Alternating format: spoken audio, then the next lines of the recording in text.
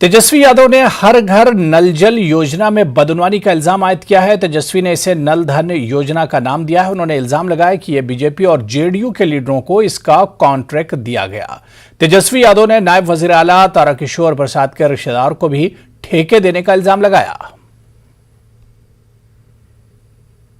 Contract worth 53 crore to deputy CM family aides, ये साफ तौर पे ये है।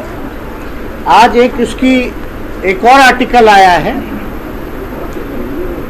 80 crore deal for JDU leaders family, ex ministers nephew is long list of VIP contract. तो ये सप्लाई जो है जल का लोगों के घर तक नहीं पहुंच रहा, लेकिन जो धन का जो सप्लाई है सरकारी तिजोरी से सीधे बीजेपी और जेडीयू के मंत्री और नेताओं के अकाउंटों में पहुंच रहा है। रेत के गैर कानूनी कानगनी पर कई अफसरों पर कार्रवाई हुई, लेकिन इस पर रोक नहीं लग रही है।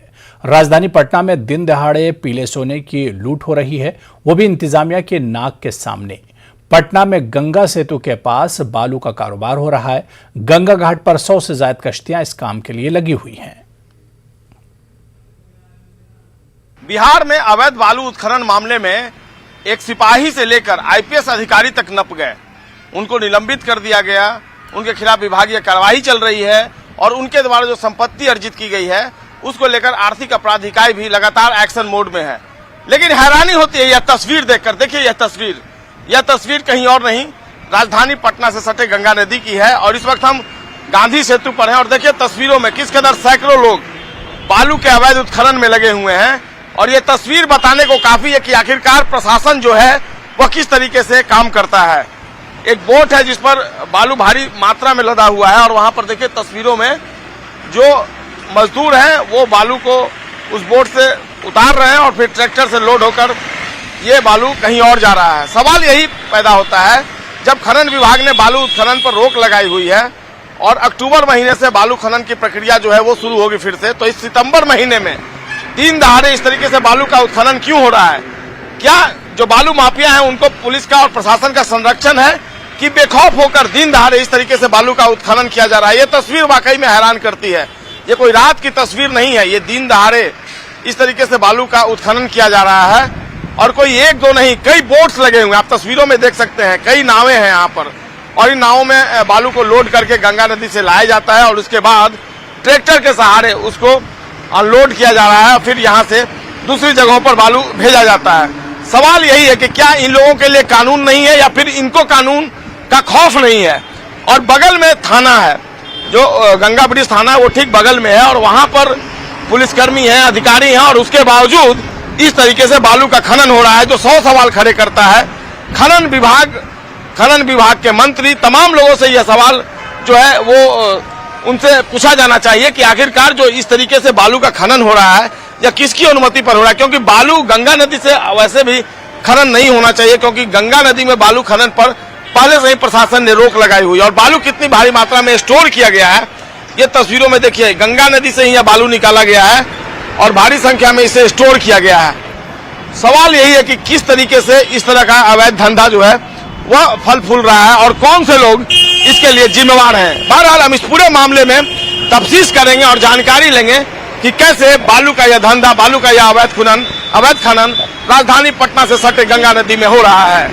कैमरा पर्सन अजय दुबे के साथ संजय कुमार, न्यूज 18, गांधी सेतु, पटना। आगे बढ़ेंगे। हल्का अदब बिहार की जानिब से पटना की उर्दू एकेडमी में एक प्रोग्राम का इनेकाद किया गया। इस मौके पर उर्दू जबान से वाबस्ता सहाफियों, अदीबों और मारूफ शख्सियतों को एजाज से नवाजा गया। हल्का अदब बिहार लगातार उर्दू के मसले को हल कराने के ताल्लुक से जद्दोजहद कर रहा है। मुख्तलिफ सियासी लीडरों से मुलाकात कर उर्दू असातिज़ा की बहाली समेत उर्दू के इदारों को तश्कील करने का मुद्दा उठ चुका है।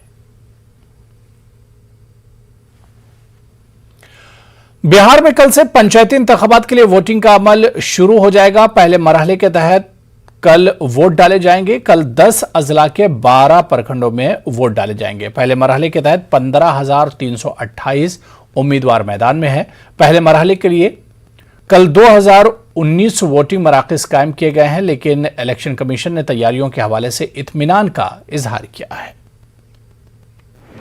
बिहार पंचायत चुनाव के पहले चरण के मतदान के लिए होने वाला जो प्रचार है वो कल शाम खत्म हो गया है और आज से तमाम जो उम्मीदवार हैं वो एक दूसरे के पास जा करके जनसंपर्क के जरिए अब व्यक्तिगत रूप से ये प्रचार कर सकते हैं।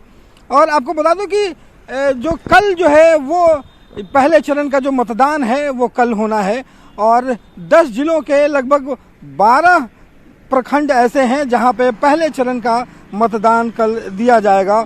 और पहले चरण के मतदान के लिए अगर बात करें उम्मीदवारों की तो 15,328 उम्मीदवार जो हैं वो पहले चरण के लिए नामांकन किया है और यहाँ पे मतदान देने के लिए जो निर्वाचन आयोग है, राज्य निर्वाचन आयोग, उसके तरफ से 2,119 मतदान केंद्रों का गठन किया गया है और जहाँ पे ये मतदान होगा।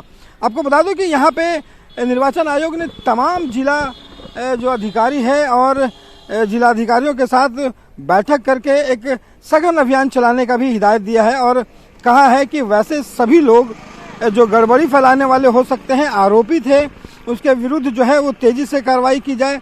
लगातार जो छापेमारी है, सघन छापेमारी की जाए और सुरक्षा की जो तैयारियां हैं वो मुकम्मल की जाए। आपको बता दूं कि यहाँ पे लगभग तमाम जो जितने भी उम्मीदवार हैं उनको लेकर के कई जो दिशा निर्देश हैं वो दिए गए हैं। पहली बार ऐसा होगा कि कल जब मतदान होगा तो वहाँ पे बायोमेट्रिक सिस्टम लगाया गया है जहाँ पे एक एक जो मतदाता है उसकी पहचान की जाएगी। बायोमेट्रिक ढंग से थंब इम्प्रेशन लिया जाएगा, आंखों का जो है वो निशान लिया जाएगा ताकि कहीं से भी कोई गड़बड़ी ना हो सके और सुरक्षा को लेकर के व्यापक इंतजाम किए गए हैं।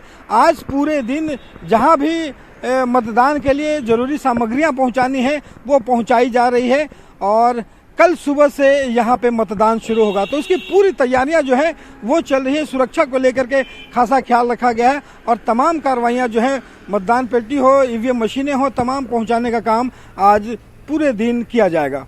कैमरा पर्सन मनीष जुनेजा के साथ रवि एस नारायण, न्यूज़ 18 पटना। तो चलिए इस बुलेटिन में भी फिलहाल इतना ही। शब बखैर।